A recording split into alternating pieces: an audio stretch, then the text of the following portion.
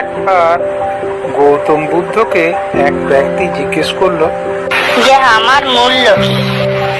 এর উত্তরে গৌতম বুদ্ধ ওই ব্যক্তিকে একটা চমকদার পাথর দিয়ে বলল, এই পাথরটা নিয়ে গিয়ে সব জায়গাতে জিজ্ঞেস করবে যে এর মূল্য কত, বিভিন্ন জায়গাতে। তারপর কিন্তু কাউকে বিক্রি করবে না, তারপর আমাকে এসে বলো। গৌতম বুদ্ধের কথা মতো ওই ব্যক্তি বাজারে গেল এবং এক আম বিক্রেতাকে শোধালো যে এই পাথরটির দাম কত।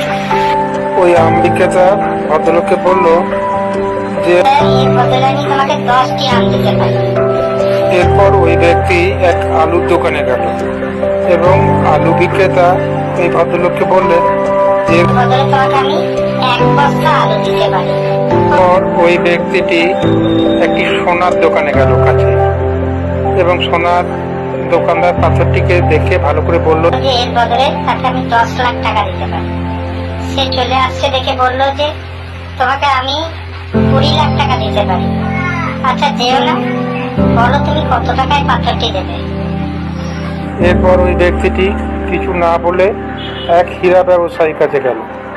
হীরা ব্যবসায়ী পাথরটিকে দেখে খুব ভালো করে পরখ করে বলল যে এটা তো অনেক পুরনো পাথর এবং অনেক দামি।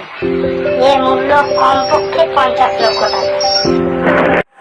তখন সেই ব্যক্তি ফিরে এসে বুদ্ধদেবকে বলল এক একজনা এক এক রকম এই মূল্য। বুদ্ধদেব তখন বলল দেখলে, তাহলে সকলের কাছে তোমার দাম সেই এক নয়। যে তোমার মূল্য বুঝতে পারবে তার কাছেই তুমি যাবে।